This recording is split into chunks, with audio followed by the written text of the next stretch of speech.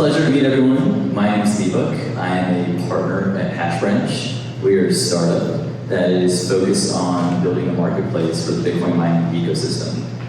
I like having interactive presentations. If you guys have any questions, just raise your hand. We'll jump into it. So, a little background. I'm going to talk about a few different things over here. I'm going to go over my personal background of Hashbranch, and how to enable profitability through this halving and beyond for what we're going to consider emerging miners. That's a classification for individuals or companies that have 1 to 50 ASICs that they're looking to deploy. I want to provide a little brief overview of Bitcoin mining and our role in the ecosystem, talk about profitability, and also towards the end, talk about scenarios of what it looks like, how to actually enable profitability, and what to actually do in using your hosting contract to make sure you're getting on the best terms. A little background on myself. I'm an aerospace engineer, got my master's and bachelor's in aerospace. I used to work at SpaceX and NASA before I jumped into the Bitcoin mining industry. One of my first investors was Adam Draper with Boost VC, and a lot of my colleagues and my friends were building blockchain technology companies when I was building an aerospace company. And so I did not know exactly where these blockchain technologies were going back in 2017 or 2018. But learning more and more throughout the years, I started understanding, gaining more conviction towards where the industry was moving. I am also a business coach and a consultant, and I've been an investor in Bitcoin since 2017. So what is Hashbranch? We are focused on really trying to alleviate this large market segment, the Bitcoin mining industry. It's a $30 billion segment. It does all this commerce on Telegram. We use Telegram a lot. Telegram is not a bad tool to communicate. It just isn't a great tool to do commerce. This is not a purpose-built app for commerce. How many of you guys have dabbled in Bitcoin mining with the show of hands? Okay. How have you guys identified or sourced your vendors? Have they been outside of Telegram or have they been on Telegram with the show of hands? On Telegram? Outside of Telegram? Good. There's a lot of people that still source on Telegram, and they're looking for better ways to actually transact. I'm not talking about just transacting with Bitcoin. I'm talking about purchasing ASICs, identify hosting space, repairing your ASICs when that time comes, and so on. So we are the purpose-built marketplace for the Bitcoin mining ecosystem. We are here to help individuals buy and sell goods. Right now, we are focused on the hosting industry, where we are helping customers identify the best hosting space in the US so that they can actually place their miners, place their ASICs.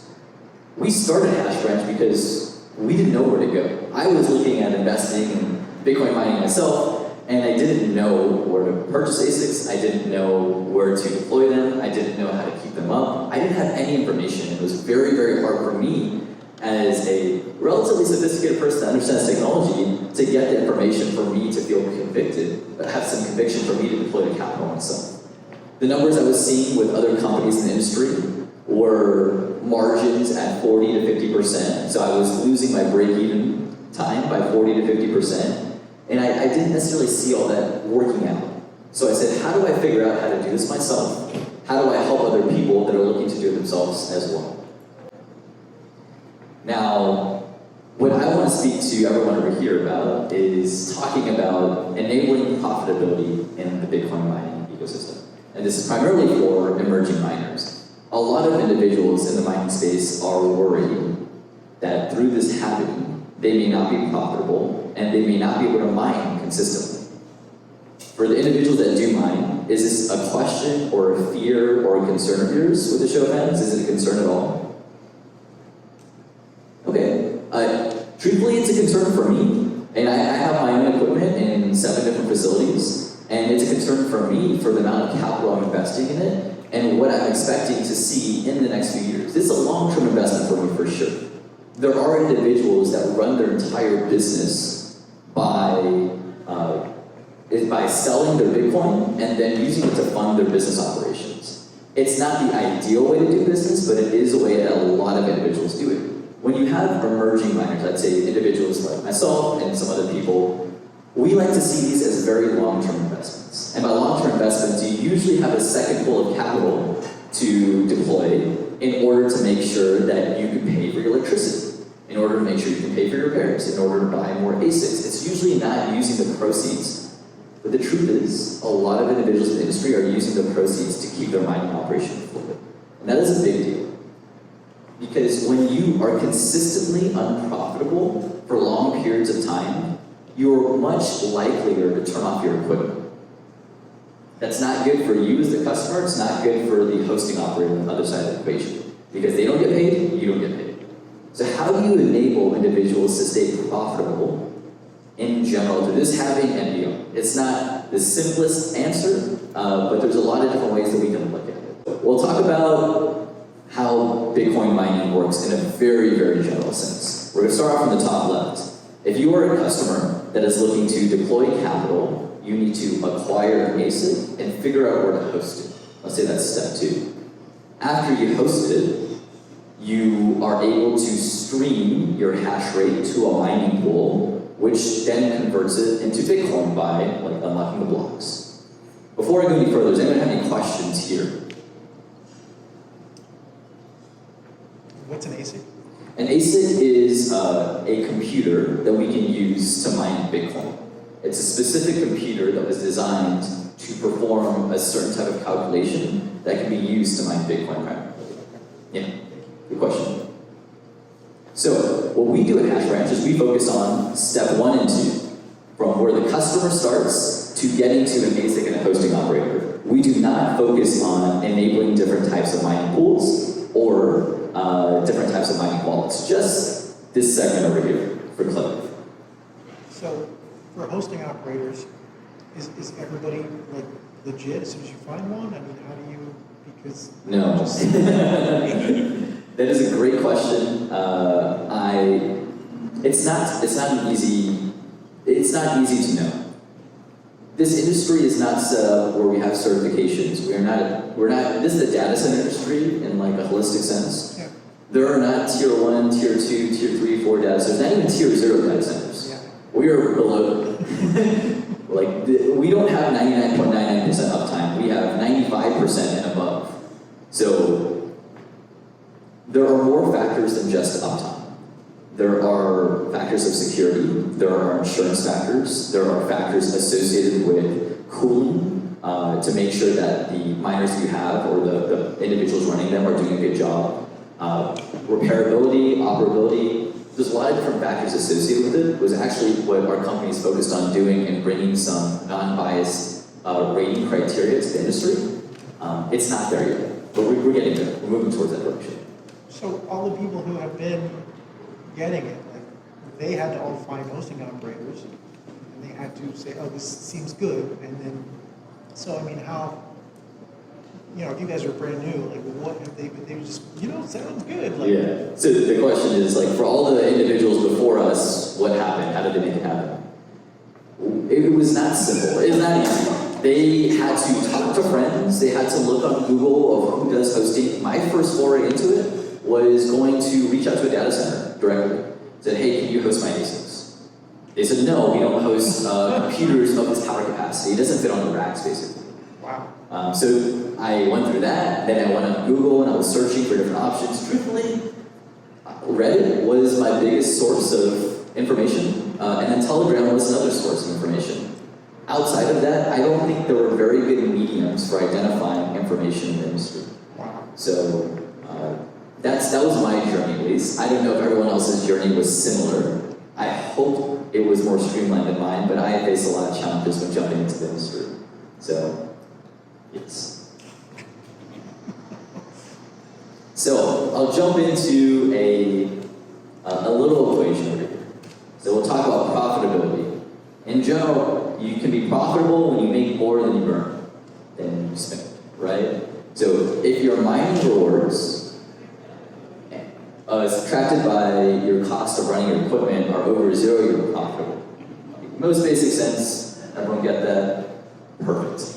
Now some of the factors around the cost to run equipment are detailed over here. And also your mining rewards. The mining rewards, it seems like a very straightforward subject. Whatever Bitcoin I have streamed to my pool, I have converted with a pool fee, and that should be converted to Bitcoin at a specified threshold, at a certain difficulty rate. That isn't always true, unfortunately, and I'll go into why that isn't always true, and there's some challenges associated with that. Now, the cost for running equipment, primary factors are your hosting contract rate, and then your ASIC model efficiency. Now, the last item that isn't explicitly mentioned over here in terms of profitability is the cost of their equipment in the first place. This is an ongoing profitability measurement, but there is a equation that's based around how much did you spend to actually buy that single piece of equipment in general to break even and then to stay profitable in the future. Because if you are running consistently at losses, it is a challenging business for you to continue with some longevity.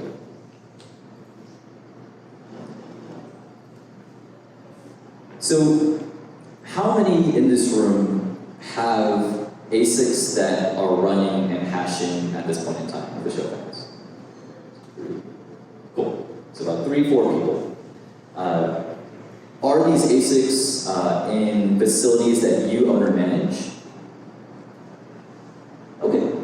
So for individuals that have ASICs that are running in a facility that they do not own or manage, there are some complications that can occur during this entire process. As I mentioned, these hosting operators are still learning, they are growing, they are startups themselves. So we have to understand that this is not an industry that's been here for 10, 20, 30 years. Understanding that this industry is in its infancy, we have to acknowledge that there are going to be some issues or challenges with getting everything up to speed, on par, with the right quality and assurance that you would expect when you spend this amount of capital. Now, these issues that I outlined over here are commonplace. When you purchase an ASIC, you may not be the first person to hold it. You may ship it directly to the hosting operator. Now, if that happens, you have no way of inspecting the equipment that you're getting. Because every single time you ship an ASIC, it's about $250 per unit per destination. So the cost adds up over time when you're shipping tens, hundreds, thousands of units. These units may not be working if they're used. And so how are you going to do a check? You also may have lots of downtime due to repairs. And are those repairs due to your units being faulty, or are they due to the hosting operator not necessarily performing their job in adequate conditions? How do you know that? How do you get information around that? It's not simple or easy. For most individuals that are looking at getting into Bitcoin mining as a business, they typically need to have their ASICs run in a facility that has electricity schedules that are low enough in cost for you to generate some revenues to be profitable over time. Nowadays, with the difficulty rate associated with like the halving, it's more and more difficult for individuals to run profitable operations in their houses. We just can't get the best electricity rates coming over here in LA, unless you're living somewhere else, you have facilities somewhere else, or like a house somewhere else. You typically have to use enough electricity that pushes you to an industrial power schedule.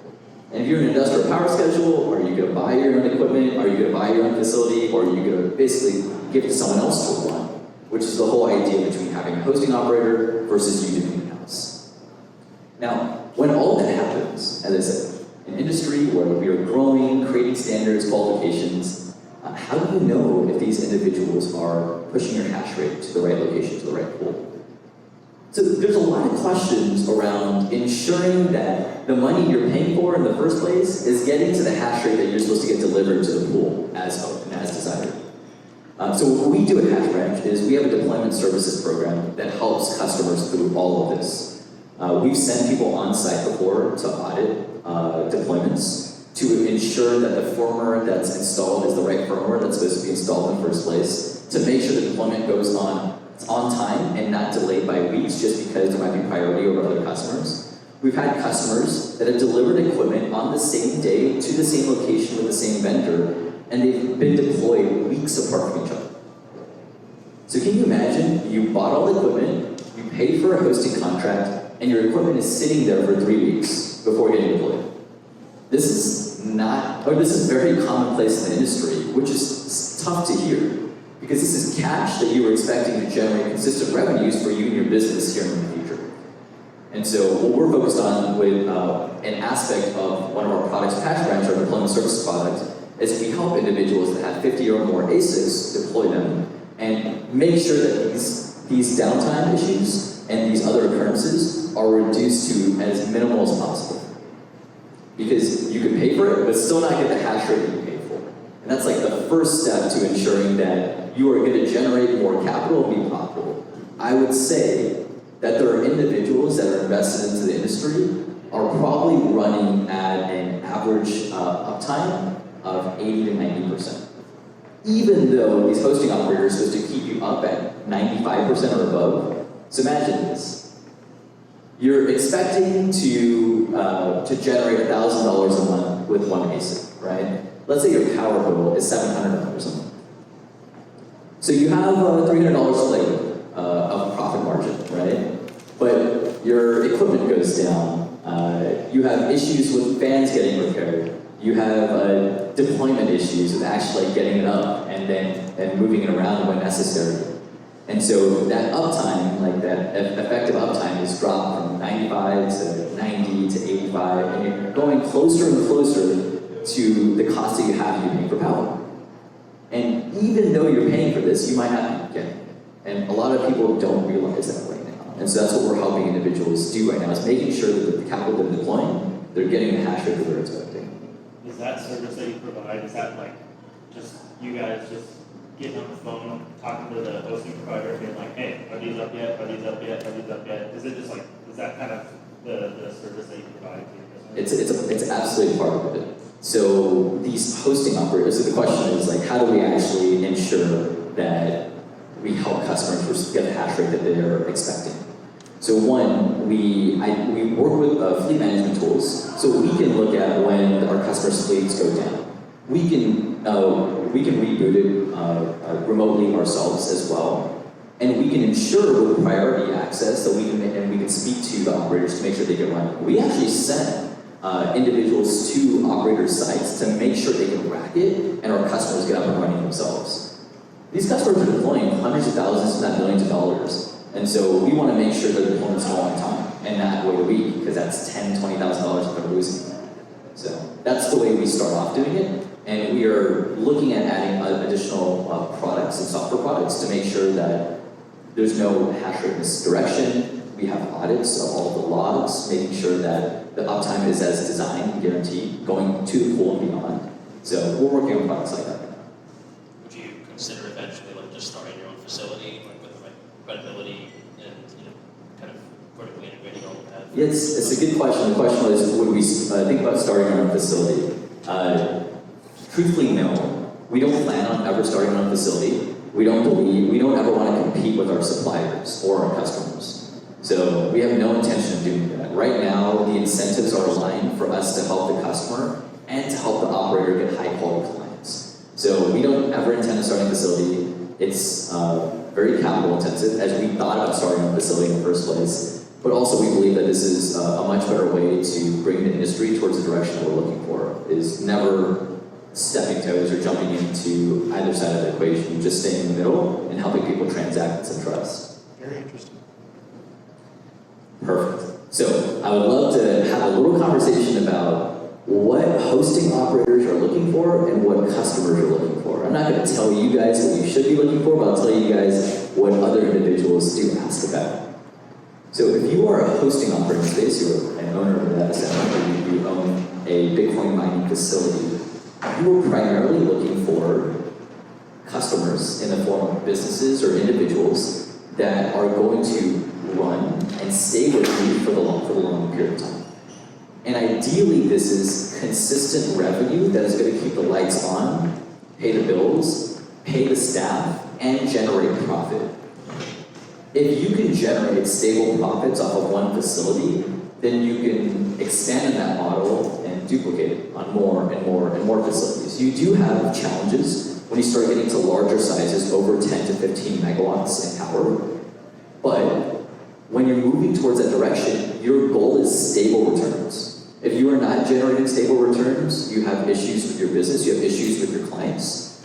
and you cannot run a good business. So their goals are stable revenue coming through the door and ideally profitable, right?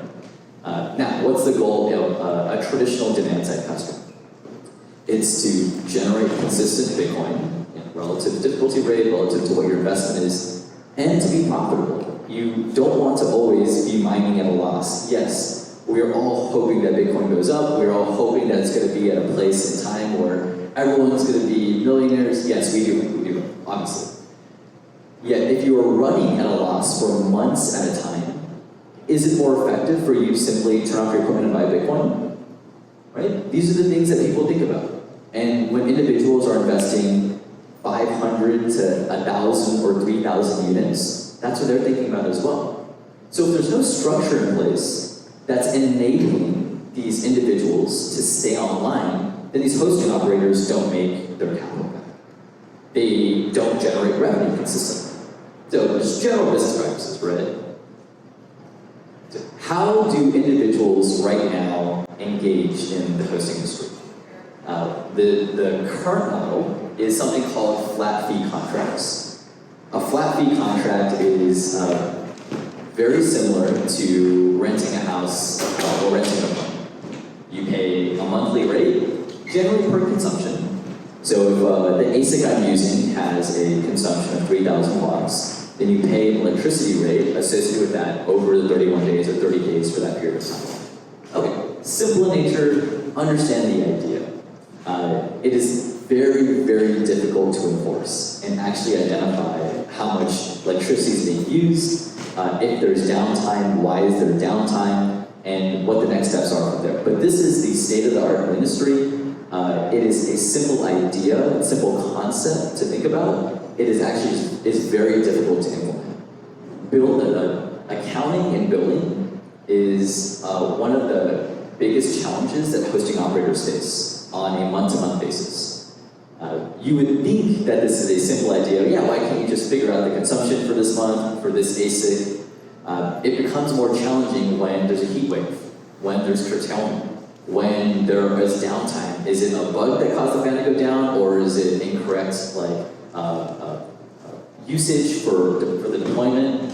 And so when you start adding these different factors together, you try to understand, okay, if I went under my 95% limit for keeping the customer's ASICs running, I have to give them credits. The way it works is, your goal is to hit 100% uptime. So whatever you assume for your revenue, it's 100%, okay, that's great. But if you don't hit 100%, you go under 95%, then you're supposed to give credits to the customer for the downtime that was there. Now, before I go any further, does everyone understand that? Does anyone have any questions there? So the credit starts after you drop below 95. That's correct. Do you have a way of tracking that? No good ways right now. There are ways of doing it.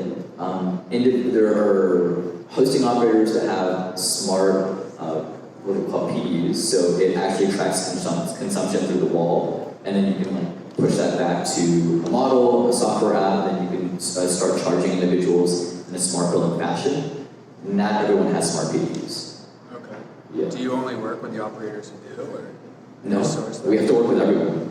So it's up to us to identify how to accurately identify consumption and then reconcile and bill for that with our customers' consent. I'm guessing you kind of have to trust that they're not lying. If it goes below 95%, but they're like, no, it goes 98%. That's what I was going to say. Oh, there's no trust actually. We will only use data to figure it out. So the first level that most individuals have is pool level data. Is how much hash rate is actually going to the pool. What does that actually look like? Now, that is not all the data you need. You more so need the amount of hash rate that's going from the unit to the pool, not just going to the pool. Because if you only know the amount of hash rate going to the pool, you might have a hash rate misdirection. And you may not know what the hash rate split looks like. If you understand from the firmware level, how much hash rate is being produced, and then what may be being lost going towards the pool, you have a clear understanding and picture of what is being produced. And the reason why this is a bit unique is because every single ASIC computer that's manufactured, servers manufactured, has variance to it. They are not all at the exact spec that you would expect. They are at plus or minus 5%. So plus or minus 5% is a lot when your expected uptime is 5%, right? So let's say you're running at 100%, but you're only getting 90 to 95% of your hash rate. Is that good or is that bad? How do you know, right? 5% of hash rate is a lot. It's 5% of your entire revenue margin. So no simple answers of ways that have been done so far to reconcile it. But we are building software platforms that's taking data from companies like Foreman, other miner management software tools, identifying the uptime, reconciling with the total amount of hash rate and the power that's consumed, and then accurately billing customers. Now, a lot of the hosting operators that we work with, they might have 15, 20, 25 megawatts in operation. They're an executive team of 4 people or 3 people. It's not a big company. These are small companies that are doing big time operations. Now, I'm not saying that's putting anyone down or like to see them in a different way. We just have to identify who they are. And by knowing who they are, you'll understand that their time is very, very limited. If you are running 15, 20 megawatts of data centers, that's 15 or 20 containers, full of ASICs, full of power going through them, with lots of things that can go wrong. Now, the last thing they want to deal with is accounting and billing issues. But it's very hard for them to clearly understand. If you unwrap one ASIC in one location and put it in another location, it's not easy to clearly track exactly where that ASIC is going, who it's connected to, if it's connected to the right pool, because things can be changed. You can have employees or technicians that do something accidentally wrong, that change the efficiency of an ASIC, that change exactly where it goes. You might accidentally input a number that's supposed to be inputted for the pool, a slightly different number. And now all of your hash rate is going somewhere else. There's lots of different challenges in making sure you're getting the hash rate you're supposed to. Now, with flat fee contracts, the idea is to make sure you have at least 95% uptime, that's the standard, and you pay a given rate over a given period of time to keep your ASICs running. So, in theory, good idea. There's some challenges associated with making sure that the customer, let's say people like us, are being billed accurately and also are getting the services they're supposed to get. So the next I want to talk about is a very unique idea. It's not new in the industry, but it's being implemented now. It's something called profit share. The idea of profit share is not a new idea. So an example of how a profit share may work is we have a model called a power pass-through. If the hosting operator has an electricity rate, let's say at 5 cents, typically they would charge you 7 or 8 cents as their margin. It's like a 30-40% markup, right? And that includes all the costs to their technicians, their overhead costs, everything associated with that. Understood. Now, what a profit share is, it is the base rate of electricity, let's say it's at 5 cents, and then it's a split of everything on top of that.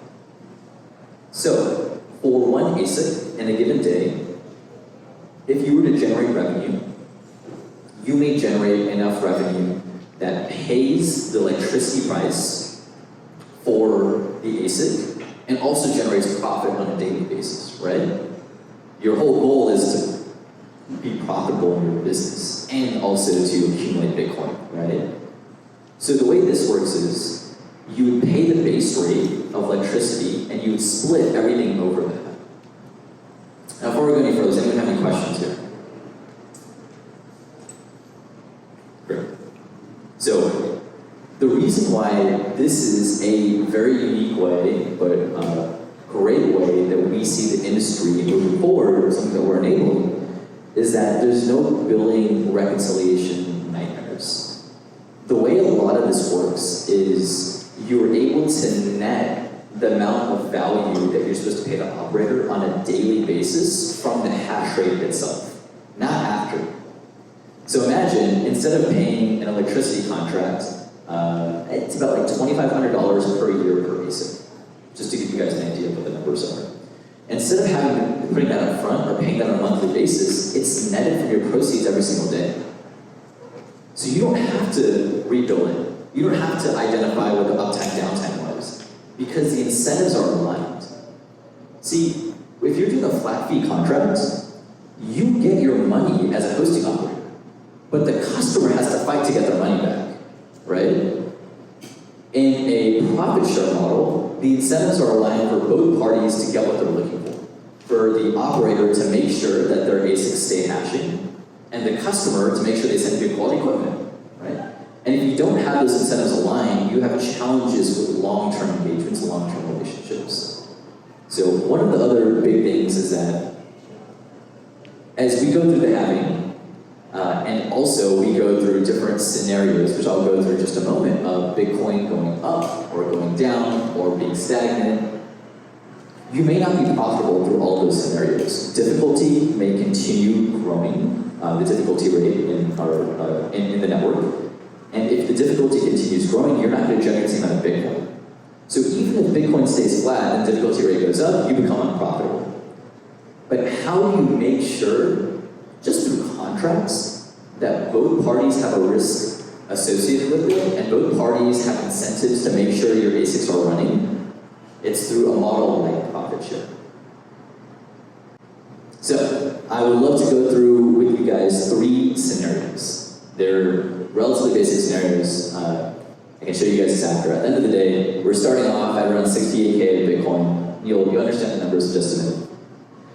And then we have a network difficulty about 88. At the bottom, our profit split assumptions are 65% to the customer, 35% to the hosting operator. Flat fee assumptions, we're doing at about 7.5 cents of hosting. So these are all relatively typical numbers that we see in the industry right now. The first scenario, bull market. Bitcoin price is blue, operator profit is red, customer profit is yellow-orange. So in a bull market, in a flat fee model, operators' profits are stagnant because it's a flat fee, that's all they make. But the customer profits go up because Bitcoin is going up, so your reward value is going up as well. Does that make sense for everyone? Now in a profit share model, the operator profit is tied to the customer profit because there's a profit split. Now, over here, you can see at the bottom in the center, you'll see the operator profit is about 117K, and the customer profit for a fixed fee is about almost $1 million, about 100 ASICs, 100 S21 Hydras. But in a profit share, the operator profit actually increases higher than the flat fee, and the customer profit decreases. You know, it makes sense, right? It has to go somewhere. There's a total amount of Bitcoins being generated, and it has to be split among 2 parties. Does anyone have any questions before I go to the next scenario? Cool. Scenario 2, bear market. If the price of Bitcoin goes down, let's just say in an almost linear way, then the operator profits for a flat fee model is stagnant. Great for an operator, right? But the customer profits dip below and become unprofitable. Now, how long can a customer stay unprofitable for? It's dependent on each customer, right? Yet most customers would choose not to run their ASICs in an unprofitable manner. Now, the hosts have an issue because they have customers that aren't paying, and they have electricity bills to pay.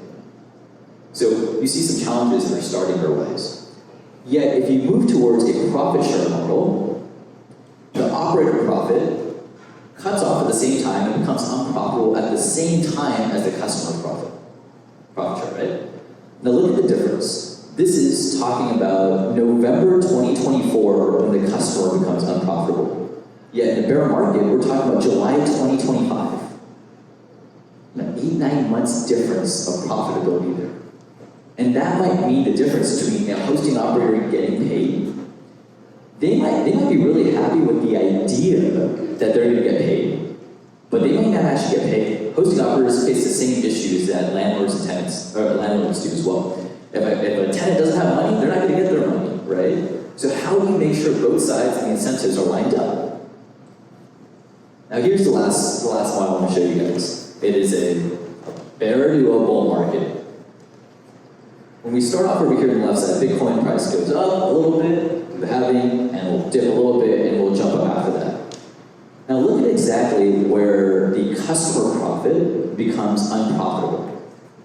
October, and then we'll have around April.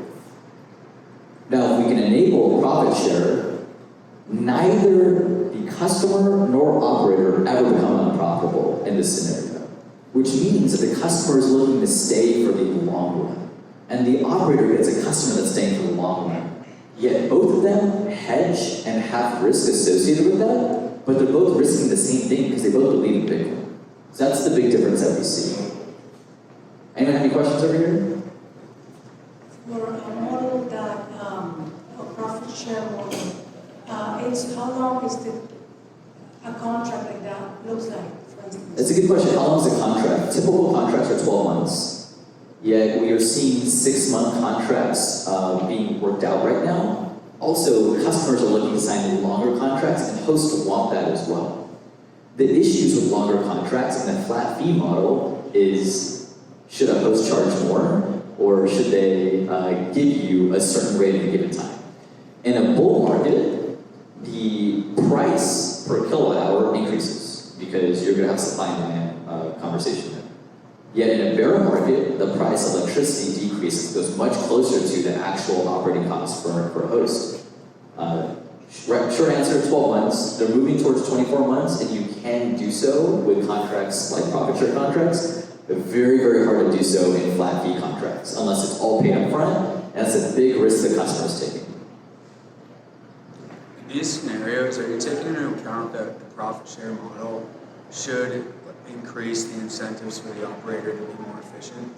Yeah, absolutely. This model specifically isn't. This is more binary, like is the profit share being enabled or not? But basically, if you are unprofitable, and the customer's unprofitable for a period of 2 or 3 months, you're likely to have the customer shut off. Yeah. So, would you rather, so this is the label we have over here, short term means higher churn, so customer may not stay, or you have longer term, low churn, but both people share the risk and might have lower rewards overall. But at least you share the risk, and you also share the reward as you grow, right? That 65-35 split, is that pretty standard? There is no standard yet. Yeah. I've seen individuals and companies try to do 50-50. I've seen people try to do 70-30. I think it'll be somewhere in that range. Yeah. Yes? How many competitors you have right now? You guys are one, and how many are out there? For our company, Hashbranch, there aren't many other Hashbranchers out there. We are one of the only, we call ourselves a marketplace facilitator. Most other companies like Compass, Wadham, Blockware are marketplaces, yet they own the infrastructure or contract the infrastructure that they own and white label it. We allow people to identify other hosting operators through our site, allow them to transact, and they know who the operator is that they're working for. So we're just an open marketplace that allows people to see who they should go with, how they should go with them. We help them negotiate the contract and have some leverage doing so, and then help them deploy it as well. But we do not run any operations, we do not run any hosting facilities. We are simply a marketplace facilitator to help the customer get what they need to, as well as a hosting operator. Do you have on the marketplace, is it just like American operators, or is it ever global? Yeah, good question. What operators do we have on the marketplace? Primarily, everyone is just in the US. We do have 2 Canadian operators, and we have a lot of interest growing outside the US, but there's a lot of things for us that we have to flesh out before we start expanding globally. Yeah. It's hard to identify the standards. It's hard to know these individuals actually own their facilities, they're renting out from someone else. And so once we do a good job here in the US, we'll look to expand more so globally. That's it. If you guys have any other questions, I'd love to hear.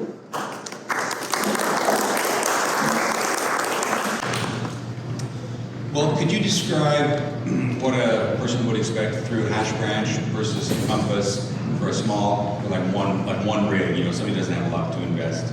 And if you know of a company named SAS Mining, if you can compare them as well. Good question. So, Blockware is a customer of ours, and they are on our marketplace, to give you an idea. they compete with Compass and Quantum. Individuals come to our marketplace to identify what are good hosting operators they can go with. We provide some type of hosting operator scores, we provide reviews, we provide uptime verification for premium operators. We send them our own ASIC, we pull that uptime and publish it on the website. So all those things we do to show you some data so you can choose which are good operators to go with. Now, when individuals right now have 50 or more ASICs, we help them through the entire deployment services. It's a lot of work that we have to do on our end to make sure that ASICs are procured from reputable vendors, that they are delivered on time, that they get set up on time, and there's some fleet management associated with being able to speak with operators when there's downtime to do repairs, authorizing repairs to happen, or anything associated with fleet management as well. So those are things that you would hope to get from a hosting operator, but you don't always get. It's weird. Like I said, I have my ASICs with like 7 different facilities right now. And you would hope that there is clear communication when there's downtime due to weather, when there's downtime due to a fan being broken, or they have to move it. I do not get clear communication from all of my vendors, from all of my hosting operators.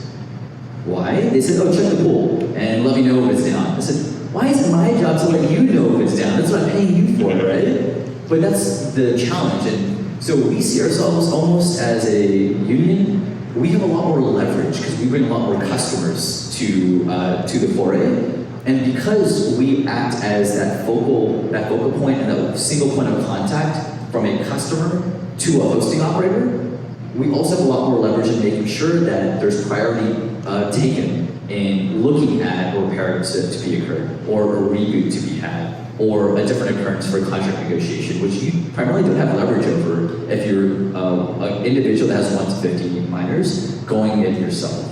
So we try to provide some leverage on that end by helping those customers know what are good rates you should be expecting. Are these people ripping you off? What are good contract terms you should be looking at? When I was jumping into the industry, I looked at 5 different hosting facilities that have 5 separate contracts that were 20 pages each.